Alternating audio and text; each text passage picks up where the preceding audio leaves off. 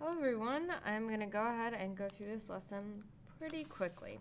So today we're going to be talking about the hypotenuse leg theorem. So this is to kind of add to the previous theorems that we've had. And so this states that if the hypotenuse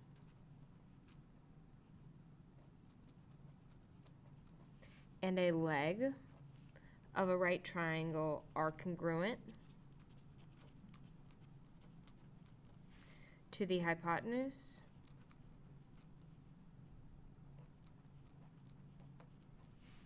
and leg of another right triangle, then the triangles are congruent. So again, the hypotenuse of a right triangle is the side across from that right angle. It is the longest side of a triangle, well, specifically a right triangle. So it's saying if we have these hypotenuse that are congruent, so if AC is congruent to DF, okay, and we also have a leg. So a leg is one of the other two sides. So we have a set of legs that are congruent. So and BC is congruent to FE. Then we can say, okay, because these are right triangles and those sides are congruent, these two triangles are congruent. So triangle ABC is congruent to triangle DEF. Okay? So there are other right triangle congruence theorems. Again, these really only apply to right triangles. And one of them is leg-leg. So if we have two legs congruent of right triangles, then the triangles are congruent. We also have hypotenuse angle.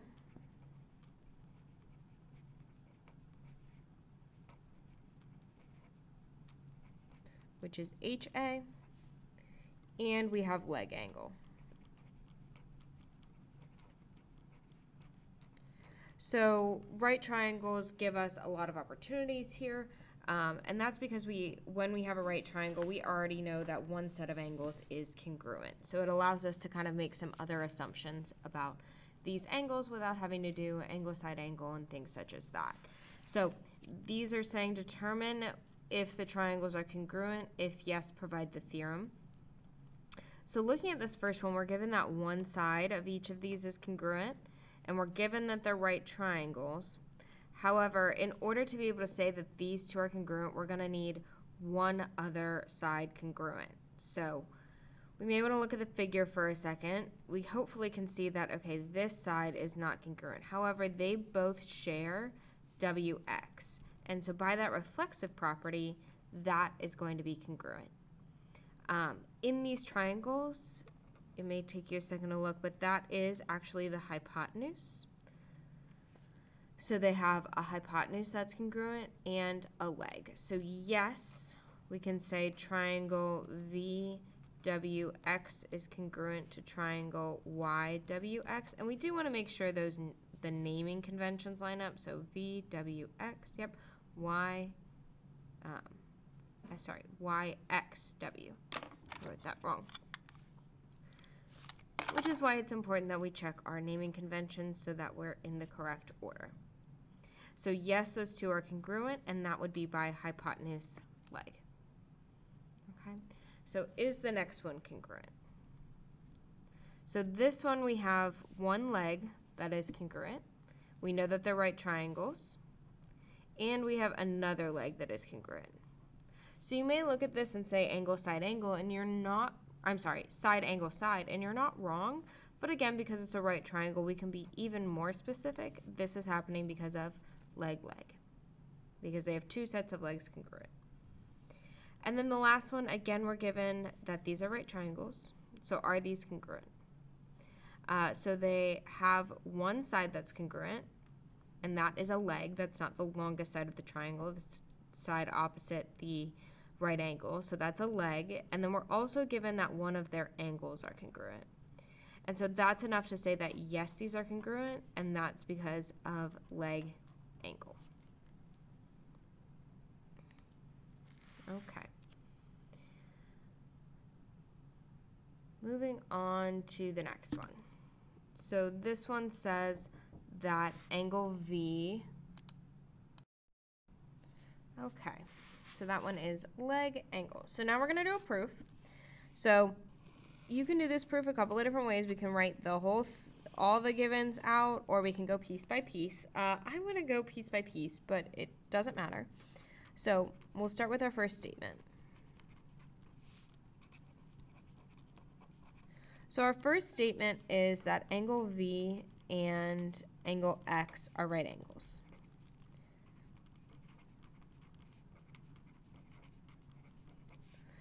So that, sorry. So that was given to us. So then we have to determine what does that tell us. So we have angle V and angle X are right angles. So in order to be able to use like the hypotenuse leg theorems or the leg hypotenuse angle or leg angle, we need to first establish that we're working with right triangles. So we need to be able to say, okay, triangle UVW and triangle YXW are right triangles.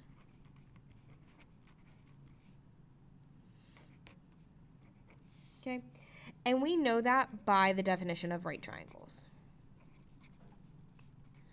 Because right triangles have a right angle. So that's why it told us that those two were right angles, because then we can say, okay, we're working with right triangles here. And that's about all that that's going to tell us. So the next thing we need to do is that W is the midpoint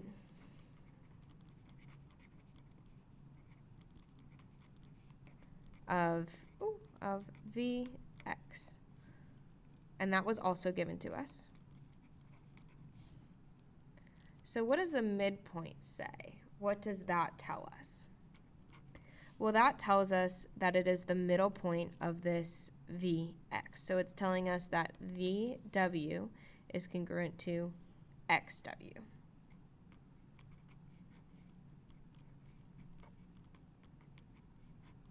And that would either be by the midpoint theorem or the definition of midpoint. Either one is fine. But that's what the midpoint does. It splits it into two congruent pieces. So that means we have a leg that's congruent, but we need to get either an angle, another leg, or the hypotenuse congruent in order to prove that these two are congruent. So hopefully we can maybe look at this and say, okay, I have some vertical angles happening here, meaning that these two are going to be congruent. Usually we would want to first establish that they're vertical angles, but with these proofs, I'm okay if we jump to the point where we say, okay, UWV is going to be congruent to angle YWX. And that is by that vertical angles theorem, which states that vertical angles are congruent, okay? So I kind of did combine two steps there. I didn't say like, okay, these two are vertical angles, and then we use a vertical angles theorem. You can do that. That's fine. But I'm okay at this point with us just kind of jumping to here. So then we have a leg and an angle. So we're allowed to say these two triangles are congruent. We can say triangle UVW is congruent to triangle YXW, and that's going to be by that leg angle theorem, because we have a leg and an angle. So with these, we only really need to prove that they're right triangles, and then we can just find kind of one angle and one leg, and we're good to go. Alrighty. Okay.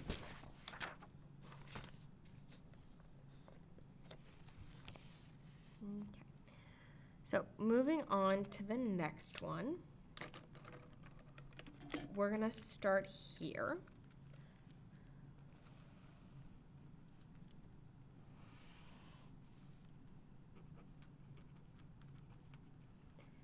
And this time, I'm going to write the whole given just at one point, at the first statement. So JL is parallel to KM. We also know that because of these little arrows here. Those are telling us parallel. And then we know that angle JKL and angle MLK are right angles. And that was given to us. So this one is a right angle and this one is a right angle. Okay, so first we do want to establish that these are right triangles. So because those are right angles, we can say, okay, triangle JKL and triangle MLK are right triangles. And that would be by the definition of right triangles, right? Right triangles have a right angle or one angle that's 90 degrees. So we know that they're right triangles, which is great. So the next thing we maybe want to look at is, okay, what do these two parallel lines mean? What does that tell me?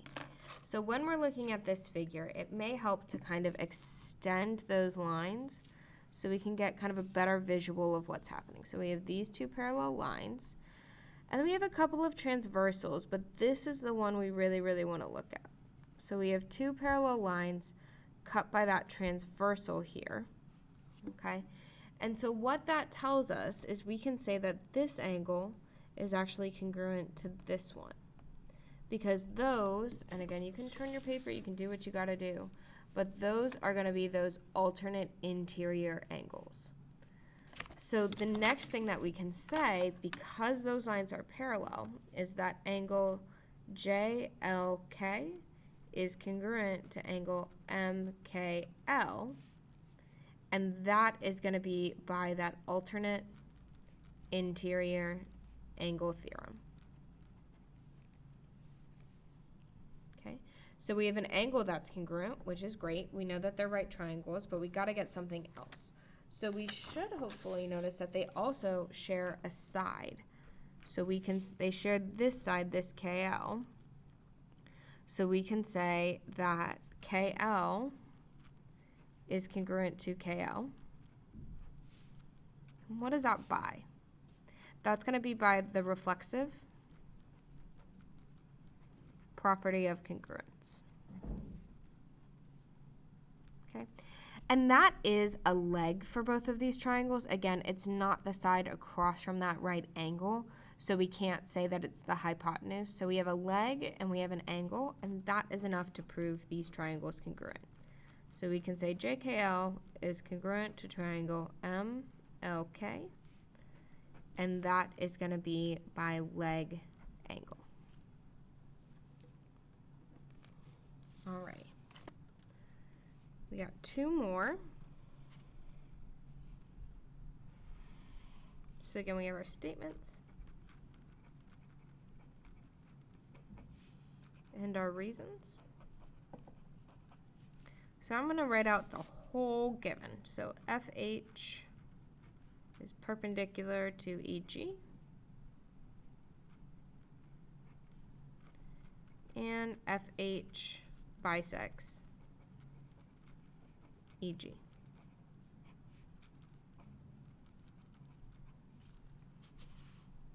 Okay.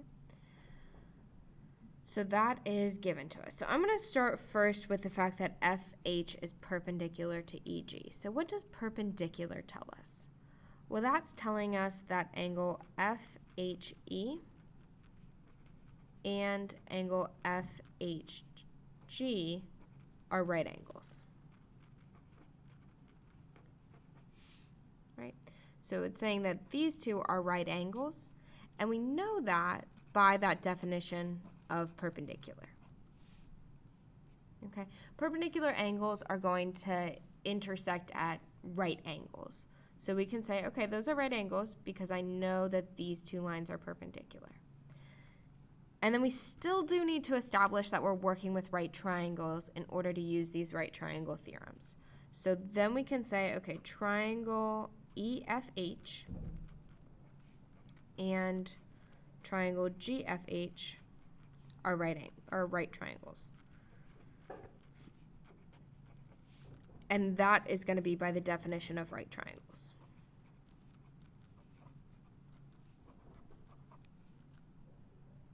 Okay, again, right triangles are formed by right angles, so that's going to be by the definition of right triangles. Okay, so we've done pretty much everything we can with that perpendicular.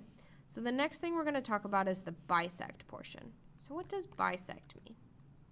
It means to split into two congruent pieces. So because FH is bisecting EG, we can say, okay, EH is congruent to HG.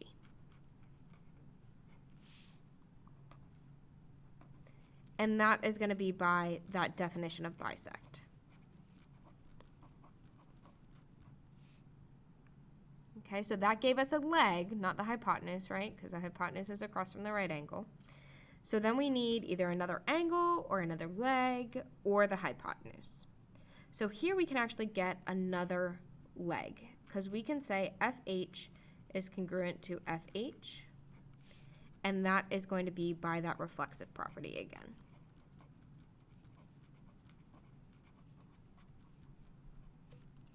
So we have that is congruent as well. Then we have two legs, so now we can say, okay, these two triangles are congruent. EFH is congruent to triangle GFH, and that is going to be by leg, leg. Which really this is side angle side, but for right triangles we can use leg, leg. You could prove this with side angle side. That's fine as well.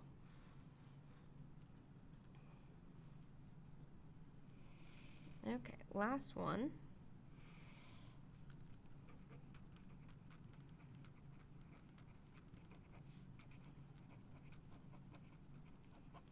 So I'm going to state my whole given. AD is congruent to BC. And we have that angle A and angle C are right angles.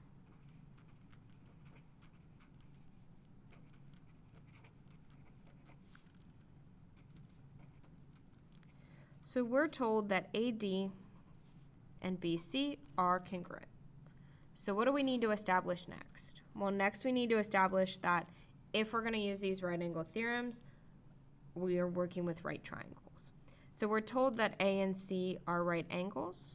So then we can establish, okay, triangle ABD and triangle CDB are right triangles.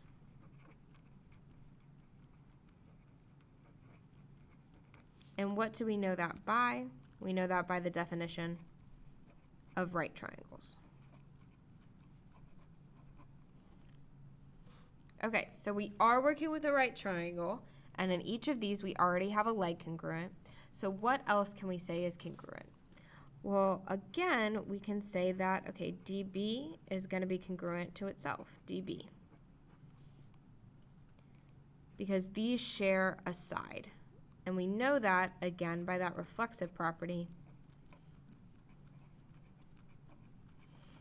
of congruence. So that gives us enough information to say, okay, triangle ABD is congruent to triangle CDB. And what is that by? Well, we're given a leg, and this time the side across from that right angle, the hypotenuse, is congruent.